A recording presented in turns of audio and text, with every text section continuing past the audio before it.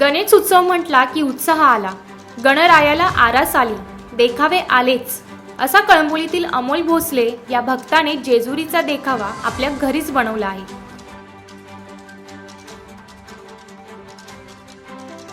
हे माझं 15 वर्ष आहे गणपतीचं आणि दरवर्षीप्रमाणे यावर्षी मी जेजुरीचा पुरा देखावा उभा केलेला आहे. तर हा खंडोबाची मूर्ती पण गणपतीची जेजुरीसारखीच खंडोबाची मूर्ती आणलेली आहे.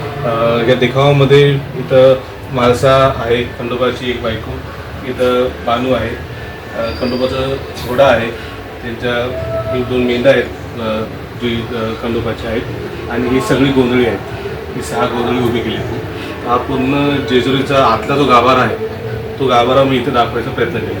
की जे तिथं अभिषेक करतो आपण, त्या अभिषेकचे 2 पिंड जे आहेत तिथे जेजुरी ते पण इथं आहे. हा देखावा साकारण्यामागचा तुमचा उद्देश काय होता किंवा ही कल्पना तुम्हाला कशी सुचली?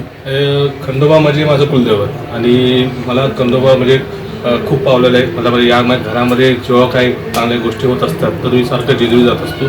तर मला खंडोबा आवडतं आणि ते कुलदैवत असल्यामुळे मला हे यावर्षी खंडोबा माझ्या घरी आणायचं होतं, म्हणून मी हा देखावा पूर्ण तयार केला.